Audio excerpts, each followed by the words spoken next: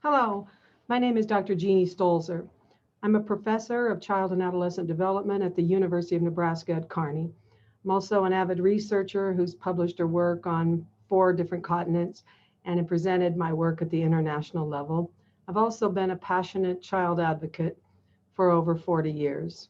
Today, the paper that I'm going to present is a paper dealing with the effects of screen time. We all are aware that with the advent of the COVID epidemic, that screen time rates, usage rates have increased exponentially. What we're mostly not aware of is the effects that this is having, the widespread effects, neurological effects, physiological effects, social effects, psychological effects. It's affecting us socially, cognitively, in every way you can think of. So that's what this paper is going to delve into today. In America today, over 50 million American children are required to attend school virtually. In the vast majority of these cases, children are connected to a screen for 6 to 8 hours every day. Now, this screen time only accounts for schoolwork. This is not taking into account their recreational use of screens. So, because of this COVID epidemic, we've seen an exponential increase in the rates of screen time. And the effects that are occurring were absolutely unintended, and that's what I'm going to look at today.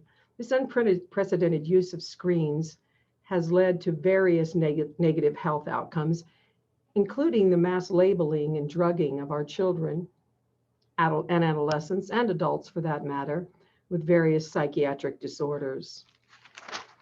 For 99% of our time on this planet, we have lived as hunter-gatherers. We were intrinsically connected to the outdoors, where all types of biophilia surrounded us, the wind, the rain, the earth, the soil, the sun. That's where we learned. It's where we learned cognitively, morally, psychologically. Everything was done outdoors. Contrast this with modern day America and the culture that we've created for our children and adolescents and adults would be unrecognizable to our ancestors of the past. There have been numerous neuroimaging studies done over the last 15 years looking at the brains of those who use screens for 3 or more hours a day, which is virtually all of us now, as I'm in front of a screen right now when I'm not a screen person at all, but even my usage has increased significantly over the last 9 months. There have been significant changes in the brain that have been detected in these neuroimaging studies, particularly atrophy in the prefrontal and the frontal cortex and the insular cortex. These are especially important regions of the brain when it comes to emotional processing, executive functionality, attentional processes, and decision making. They also have to do with impulsive behavior. And so you can see that there's a direct connection between some of the behaviors that we're witnessing today and how screens are affecting these behaviors. Screens not only impact our neurological functioning, i.e., how the brain is functioning, it impacts social processing, emotional processing, psychological processing, and physiological processes of all types. For millions and millions of years, we have been connected with the natural world, surrounded by nature. If you look out that window right there, there are no flashing lights. There is no blue rays. There's no blue lights. That's our natural habitat. This is man-made, and it's responsible for some real negative unintended consequences. E.O. Wilson out of Harvard University, many of you may be familiar with his work. I know that he's influenced me heavily over the decades. One of his most famous theories is the theory of biofilial urges. According to E.O. Wilson's work, biofilial urges are innate in the human species. It's not a want for us to be in nature. It's an actual, palpable, primordial need to be surrounded by all types of biophilia. And when we don't get this met, we don't get this ancient primordial need met, what happens is we suffer. We get sick. We suffer psychologically, emotionally, cognitively, physiologically. Our bodies were not meant to be in front of screens for the vast majority of our time. I just saw research that showed that children and adolescents and adults in the United States of America are spending more time on screens than any other activity, including sleeping. This clearly has the potential to profoundly and negatively impact us. So this biofilial urge that we have is simply not being met in modern day America, and we get sicker and sicker and sicker and wonder why we're getting sicker. There are some adverse physiological effects that have been documented in the literature that I'd like to talk about just a little bit. What the research is very clear on is the younger you start these screen time use, and the more time per day that you're on the screens, the more profound the effects are. So that needs to be noted, that these researchers have found that the earlier you started, when you look at the data on that, it's absolutely astronomical that our children are being given screens earlier and earlier, even in toddlerhood and infancy, they're surrounded by screens. So the longer they're on screens per day and the younger they start, the more likely they are to be diagnosed with a mental illness, to suffer from insomnia, to be diagnosed as obese, to be diagnosed with high blood pressure and high cholesterol levels. Heart rates are significantly increased. And type 2 diabetes is rising exponentially. And many researchers have correlated this with our rise in screen time. What's happening here is there is a dysfunctional metabolic rhythm that's created by extended screen time, and that negatively impacts insulin levels. Headaches of all types, including severe migraines. Also, eye strain of all types, needing glasses, either nearsightedness or farsightedness, are up exponentially and have been correlated with screen time. Seizures are also one of the negative and unintended side effects of all of this screen time. Bone density is decreasing in those of us that are on screens for more than 3 to 4 hours a day. We're suffering cognitive dysfunction, things like memory lapses, not being able to filter as well as we once did. We have decreased motor function.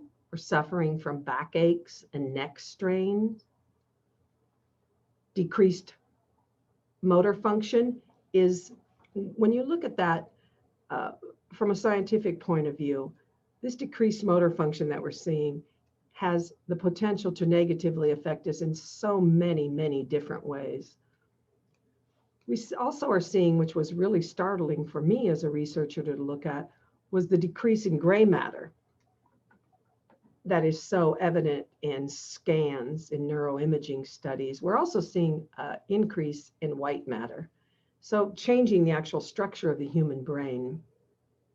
Crystallized and fluid intelligence is being negatively impacted with screen use, and we're seeing this across all different types of populations, including early childhood, middle childhood, adolescence, adulthood, and with our elders.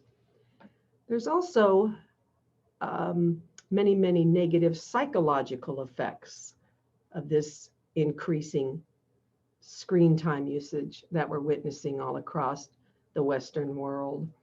And some of those effects are, there's a significant increase in depression, anxiety, and bipolar diagnoses, panic attacks, are also increasing exponentially in America. We're seeing reduced social interactions, and this is having a profound, profound effect on us as a human species. We need social interactions in order to be healthy, psychologically, physiologically, emotionally, in all ways. We need that. It's an intrinsic and primordial need that has been with us since the Mesozoic era, when mammals first appeared on this planet. We're also seeing some data coming in that's showing what's happening with school performance. We cannot expect and must not expect our young people to be on screens for 7 and 8 hours per day. It's simply not healthy, yet we're encouraging it more and more and saying they need more and more time on these screens, when in actuality, just exactly the opposite is the truth. We're seeing interpersonal maladaptation. In order for our young to understand how to interact with one another, they have to practice. It's important to be with others. That's how you learn social cueing. It's how you learn to interact appropriately. It's how you learn kindness and empathy. And we're not getting it on a machine. You can call this friends if you want to.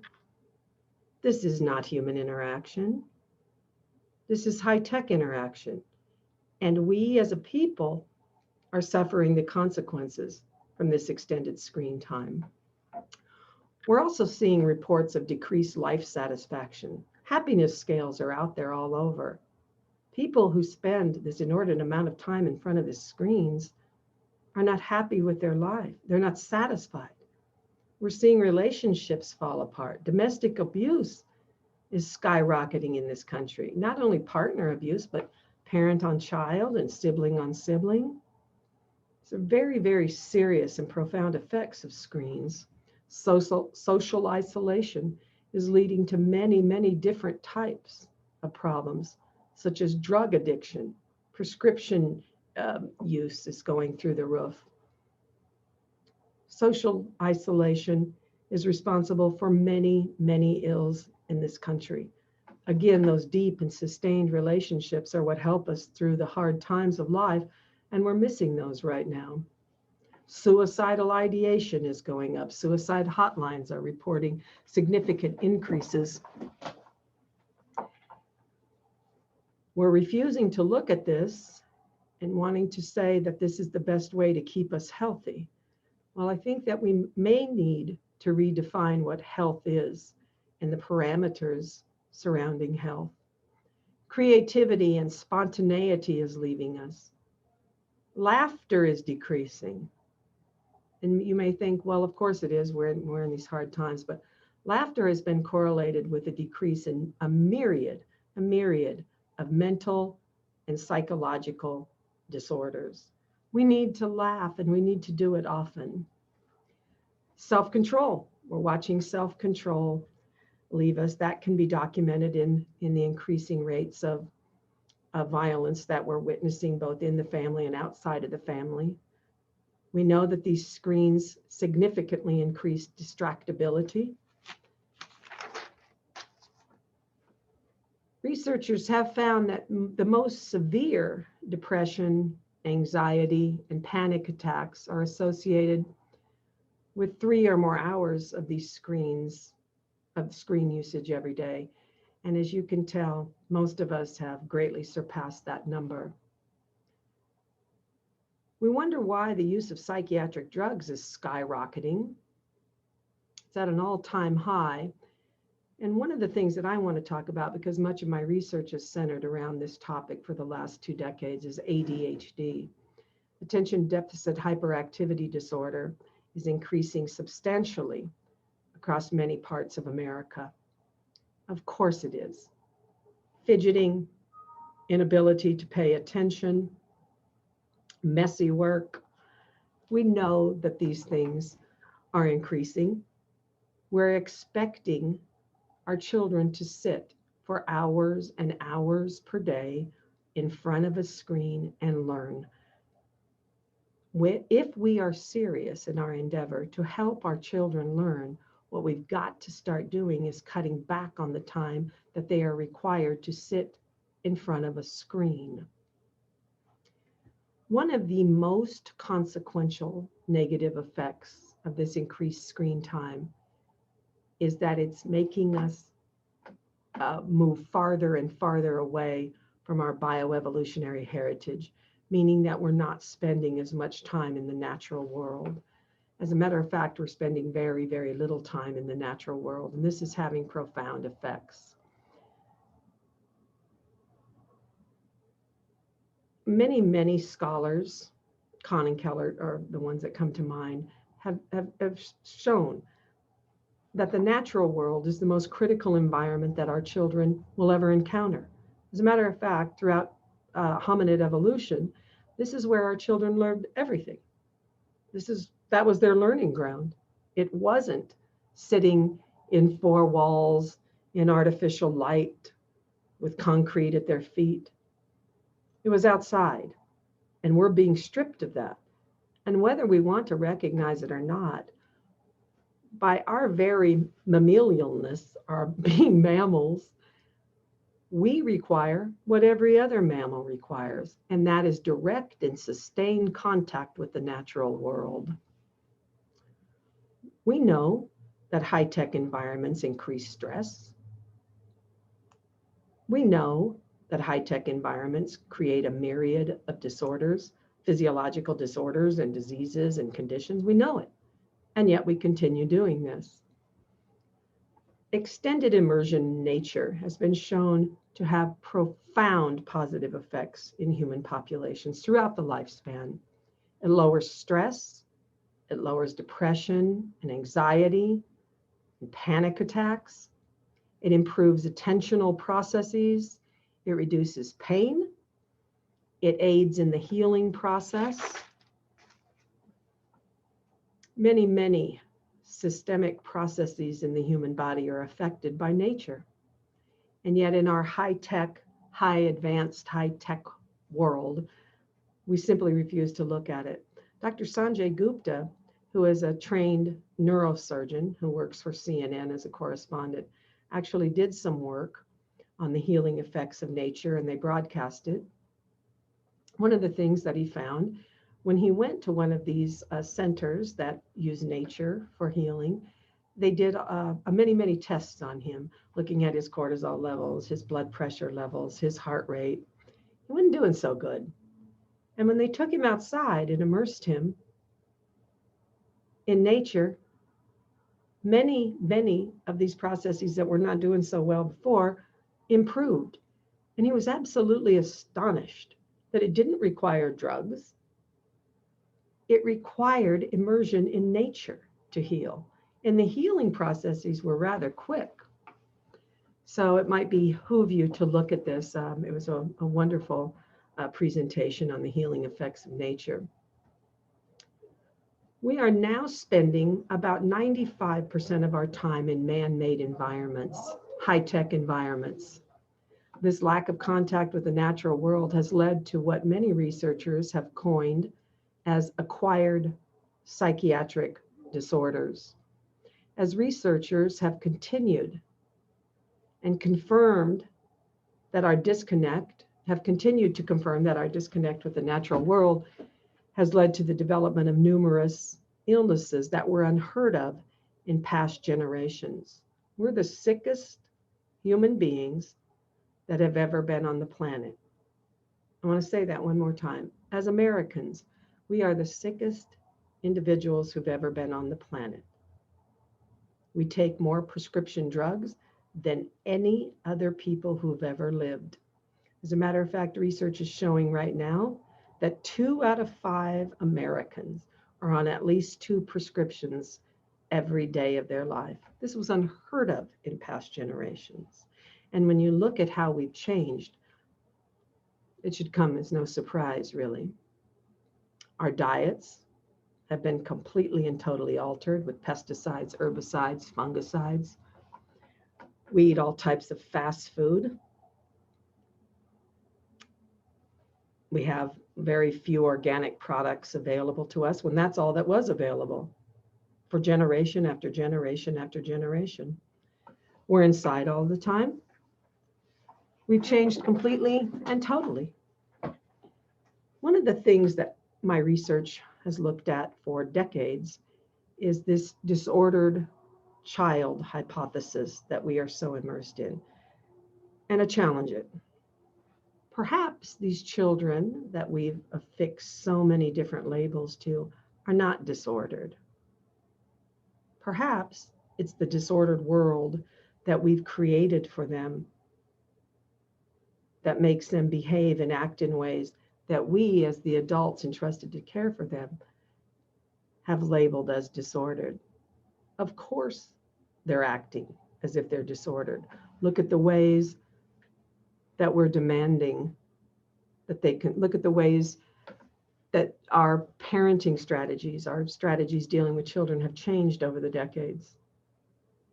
Let's just talk about this at length.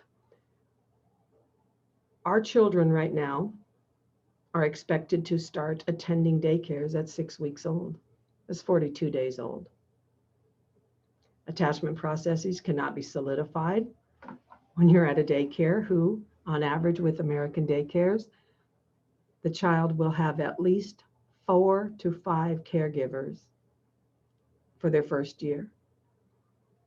Attachment theory states in order for attachment to be solidified, children must, simply must, have one secure attachment that doesn't change over time. This is not happening here. Our breastfeeding rates are plummeting. As a matter of fact, they're the lowest in the world, both initiation and duration of breastfeeding. The time that we're spending with our children has decreased exponentially across all races and income groups in this country. Screen time is also playing into this. We have to look at those processes that have been altered and see and be willing to stand up and say, this is affecting our children. We, like it or not, are primates. And primates need direct and sustained contact with the natural world, and we need each other. For optimal development to occur, it's not something that should occur, it must occur if optimal development is to occur. Numerous studies have documented that meaningful social relationships and exposure to nature significantly increase health outcomes. That is an undeniable scientific fact. Significantly reduces a variety of illnesses, disorders, both psychiatric and physiological, and all types of syndromes. This is what we're missing, and we must stand up and say we've got to change what we're doing. Numerous international organizations are now promoting nature as a means to heal. Asia is at the forefront of this and are using things like forest bathing in order to heal many, many ailments that human beings suffer from. And forest bathing is, it's quite old, but scientifically we've been looking at it for about 4 decades. What forest bathing is an immersion in nature, particularly with trees. Forest bathing, according to the published medical research, significantly decreases at least 17 different types of cancer we know of, decreases blood pressure, anxiety, panic attacks, stress, ADHD, and depression. It also has been heavily correlated with a reduction in pain, heart disease, and type 2 diabetes. The research is very clear that when we're forest bathing, when we're outside in nature among the trees, that we're being exposed to something called phytoncides. These phytoncides are coming from every single known tree species with leaves. These oils secreted, the phytoncides, are what is changing our immune system response. That's why we're seeing such a decrease in cancer and type 2 diabetes and a myriad of other ailments. They affect the GABA receptors, which enhance immune system functioning in the human body. Field research indicates, by the way, this is from 3 continents, that forest bathing decreases tension, anger, fatigue. These are really important findings, very important findings. One of the other things that I want to talk about today is the importance of direct sunlight.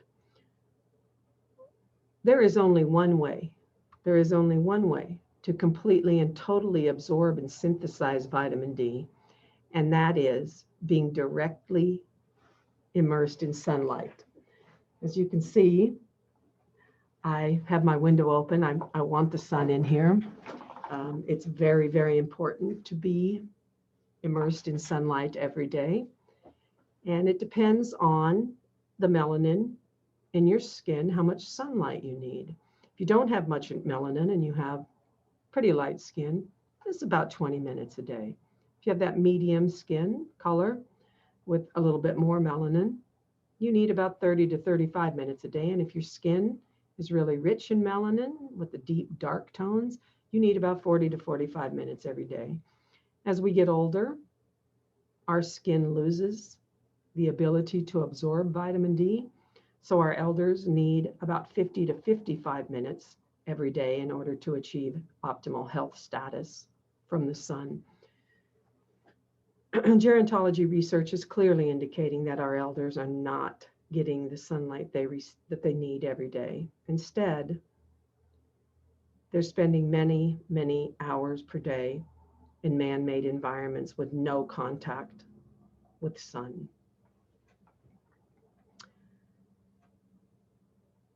One of the things that happens, one of the most important things that happen is when we are exposed to sunlight, is that our bodies manufacture a hormone. Many of us call that vitamin D, but actually vitamin D was not even called a vitamin until I think 1928 or 29. It's not a vitamin, it's a hormone. And the hormone is activated in the human body. The hormone is activated in all mammalian bodies when we are directly immersed in sunlight. It's activated. The lack of sun exposure is significantly more likely to cause serious illness and health problems than overexposure. It's really, really an important point because we've scared the hell out of Americans when it comes to sun. The avoidance of sun for all age groups, according to published research, increases overall hospitalization rates, overall prescription drug rates, and overall death rates from all causes. Benefits of direct and daily sun exposure include a decrease in at least 16 different types of cancer, a significant decrease in all types of autoimmune disorders. Infectious diseases are significantly decreased. And if you notice with this COVID epidemic that's going on right now, I'm a professor at a university and I am teaching in class right now, but our windows are bolted shut. So I'm not allowed to open the windows and have fresh air circulating through our classrooms or the sunlight, when the research is very clear that infectious diseases are exponentially lower when we have access to direct sunlight. Also, bacterial, viral, and fungal infections are significantly decreased when we're exposed to direct sunlight. So instead of all this screen learning that we're doing, perhaps we could take advantage of the outdoors when it comes to educating, both at universities, public school systems, Head Starts and daycares. Perhaps that might be much more scientifically valid than what we're doing with this increase in screen time. The benefits of daily sun exposure throughout the life course also include a significant decrease in bone fractures, in heart disease, in type 2 diabetes. It also significantly decreases cholesterol and triglycerides. And research that's pouring in right now is showing that high amounts of sunlight per day significantly decreases Alzheimer's, and all types of dementia.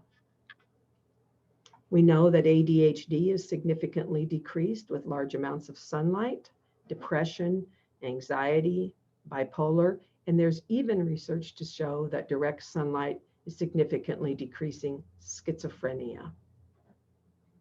Multiple sclerosis is significantly decreased by sun exposure, as is rheumatoid arthritis and fatty liver disease.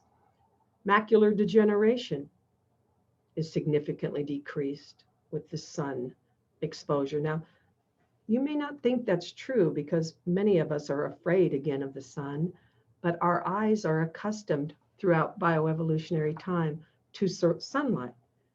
And I want you to look at something because when I saw this data, I was absolutely astonished. These LED lights that we're required to have now because they're so much more environmentally friendly, they're actually increasing macular degeneration across all age groups. So in our quest to be so scientifically advanced, perhaps we're going backwards. LED lights are not good for the human eye, but sunlight is. Another thing that we see significantly decreasing with large amounts of sunlight is obesity. Psoriasis, eczema, migraines, and even Parkinson's disease is significantly decreased. Fear of the sun is all around us in America. We've been inundated that sunlight creates skin cancer and is deadly. And it's really important to note that there is deadly skin cancer. Absolutely, there is deadly skin cancer. The highest rates of melanoma, the deadly skin cancers, are in the United States of America, the country that gets the fewest or the least amount of direct sunlight every day. The lowest rates of deadly melanoma occur in Bangladesh and in other parts of South Central and Southwestern Asia, where they've never heard of sunscreen, and they're in direct sunlight for the vast majority of their lifespans. They do have high rates of other types of skin cancer that are not dangerous, the kind that, create the, what would they say, the scaling type of skin cancer that you get, but these are not highly deadly forms of skin cancer, but they do exist. So it's important to look at how we're living. And what's really important with Americans is that we are not being accustomed to sunlight throughout the year because we stay in and then we go out in June and July and stay on the boat for 8 or 9 hours slathering sunscreen all over us. It's not how our ancestors lived. They were in direct sunlight in the winter months, in the spring, in the high sun rates in the summer, in the fall. They were acclimated to sunlight throughout their lifespan. And they had lower rates of the deadly skin cancers than we have today. According to published research, and I'm going to read this verbatim because it's critically important, excessive sun exposure accounts for only 0.01% of the total global burden of disease.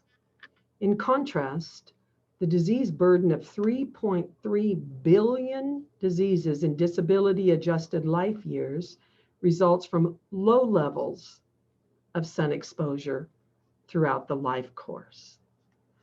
So another way of saying that is why we're so afraid of being exposed to the sun. The research is painting a very, very different picture. It shows we're much, much, much more likely to get sick from a lack of sunlight than overexposure to sunlight. There's some research out there actually showing that sunscreens that we use so prolifically in this country actually increase the incidence of deadly melanoma. That's worth noting. Decades of published scientific data confirms that sensible and frequent sun exposure during childhood, infancy, childhood, and adolescence is associated with more favorable health outcomes throughout the life course.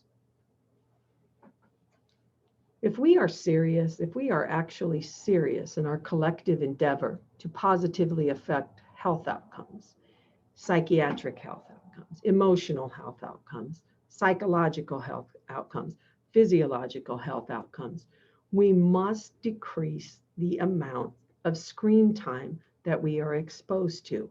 We also simultaneously must increase our access to the natural world. Even before this COVID epidemic hit, Americans were spending billions and billions of dollars a year to increase screen time throughout daycares, Head Start programs, elementary schools, middle schools, high schools, and universities. We were all told it's the way of the future. It's high-tech learning. And what we know now is it's creating a myriad of disorders.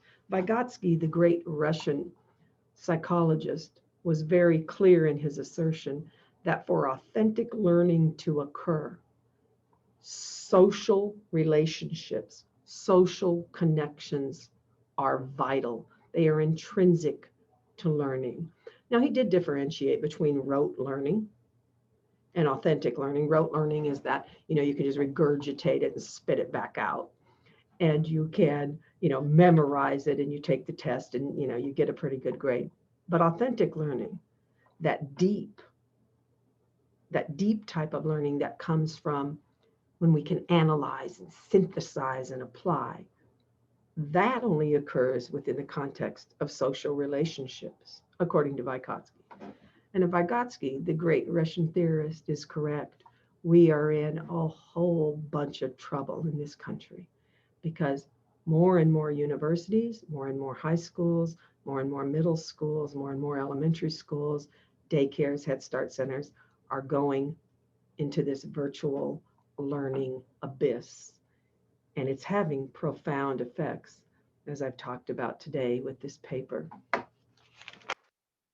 If our goal is truly optimal psychological, neurological, emotional, and physiological health, we have to change. We simply have to change. And we have to stand up and be the voice for our children. We must challenge this model. And we have to do it now. A call for action is required because we're lost. We're lost. And as all great adventurers know, when you're truly lost, the best way is to go back from whence you came and start all over again. We can do this. We can put our minds together and we can do better than we're doing now. What research is clearly showing is that about 80% of all the psychiatric drugs manufactured in the world are prescribed to Americans. Americans account for about 5% of the global population. So 5% of the world's population, i.e. Americans, are being prescribed 80% of the world's psychiatric drugs. We're lost. We're lost. And instead of changing those processes that are impacting these rates, we continue on. And in many cases, continue on at a frenzied pace. Health will never, ever, ever be found on a screen or in a pill bottle. It simply won't. Health is found in the context of deep and meaningful relationships and in the natural world. We've known this for thousands and thousands of years, and we must return to our ancient knowledge because what we're doing right now is not working. We can do better than this. We must do better than this. Our children are counting on us. Thank you very, very much. And if you have any questions or you want to contact me, want to speak with me, my phone number is 308-865-8234, or you can email me at Stolzer, it's stolzerjm@unk.edu. Thank you so very, very much.